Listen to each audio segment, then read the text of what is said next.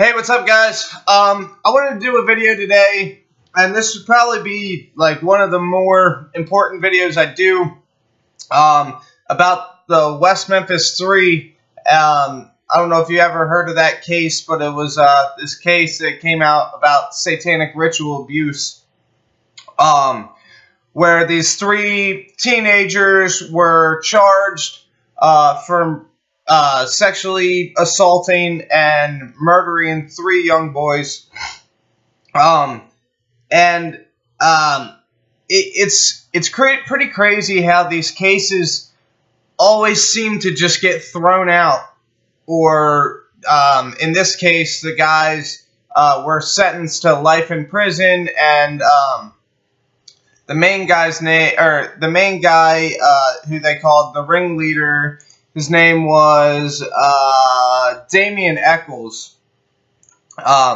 He was sentenced to the death penalty. And all three of these guys got let out after, I think, about 15 years in prison.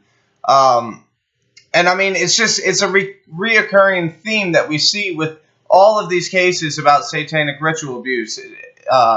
It turns into like, oh, satanic panic. This is just a witch hunt, people say, and they wind up getting out. You look at the McMartin case.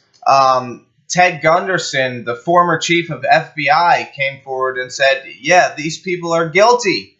These people are guilty. I did my own private investigation. These people are guilty. And they still got let out. Ted Gunderson, by the way, like I said, he's the former chief of the FBI. A guy who knows what he's talking about when it comes to the head-ups in the FBI, the CIA, and government officials in general. And he spent the rest of his life after retiring from the FBI traveling and doing seminars about the satanic conspiracy in America. And so for those of you who think I'm crazy or whatever else, maybe you should just pay more attention to certain things. Because, I mean, if the chief of FBI says that, I mean, this is going on, there's a good chance this is going on. And, I mean, there's obviously irrefutable evidence otherwise. So, but anyways, back to the West Memphis 3. There was an insane amount of evidence as to what these kids were trying to do and what they did. These kids were obsessed with the occult and Aleister Crowley and his teachings. They had the one guy, Damian Eccles. He lied on the stand in court twice. One of the lies was he had a pentagram tattooed on his chest, and they said, well, doesn't that make you a Satanist? And he said, well, no, the pentagram would have to be upside down for it to be a satanic pentagram. And they were like, well, show us. And his was upside down. He lied and said his was right side up. But so, I mean, if you watch this kid on the stand in court, you can see the guilt in this kid's face. He won't look you in the eyes. He's like mumbling. He's lying. He's like, he's clearly guilty. Insanely clearly guilty. There were three witnesses that said they heard him say he killed those three boys. And one of the witnesses said he planned on killing two other boys.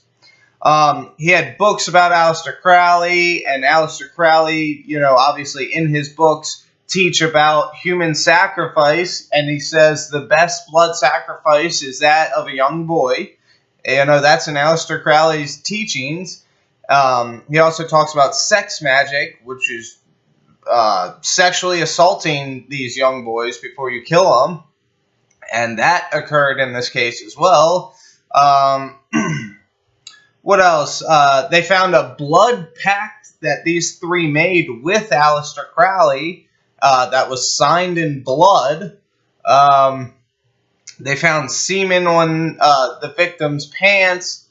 I mean, there was an overwhelming amount of evidence against these people, including witnesses saying we heard him say he did it. 3 different witnesses, and what wound up happening is they went to jail for about 15 years, which is good, I guess they at least got that. But then what happened, and this is where it gets weird. Johnny Depp and can't think of the other guy's name. Some guy from Pearl Jam came forward and they were like, no, you guys are just stereotyping these kids because they wear all black and they have long hair and listen to Metallica, and you're just, this is a witch hunt. This is satanic panic. And it's like, no, these kids were clearly convicted. They had a fair trial. They were found guilty, and now they're in prison for it, And, obviously the occult has each other's backs, and I'm sure Freemasonry played a role in this somehow. That's hearsay or whatever, but it's just insane. So Johnny Depp and this other guy from Pearl Jam come forward, and they're like taking a stand for these people, and of course Marilyn Manson comes in too because him and Johnny Depp are butt buddies, but they came forward and made this big hissy fit about, oh, well, these kids weren't fairly tried, blah, blah, blah, and the kids got out. They got out. It's insane. It's crazy how this happens, and this isn't the only time this has happened. Like I said, I talked about McMartin, but there's also plenty other examples where they just said, oh, this is just crazy talk. This is a witch hunt, and the people got let off. It's insane how it works, and I mean, you look at what this guy Damien Eccles is doing nowadays. Go to his Instagram page. The whole thing is about Satanism and the occult and magic and witchcraft. He's teaching witchcraft to people nowadays for a living. That's what he does. He's an author. He does like book signings. It's ridiculous. The guy's he's probably rich now. It's insane. So I guess the moral of the story here is it's kind of ridiculous.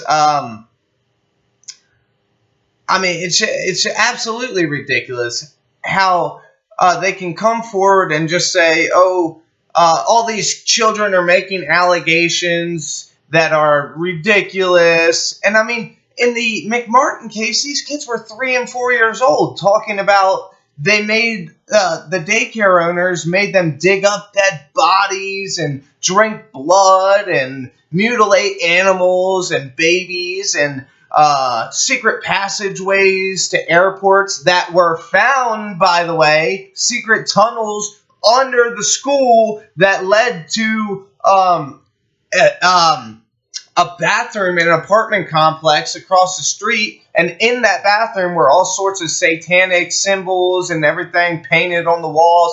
I mean, it was so obvious. It was incredibly obvious. There was so much evidence in the McMartin case and this West Memphis 3 case, and I'm going to do a better video about McMartin. I'm going to do a whole thing, write out an outline, and I'm going to get all the juicy facts and stuff, because that case is absolutely absurd that these people got off. But at this point, I guess I'm just rambling.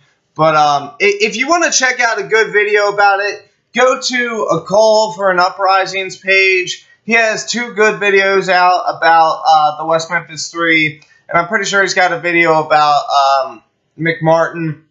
And if you want to learn more about the McMartin case and Ted Gunderson, just look up Ted Gunderson on YouTube.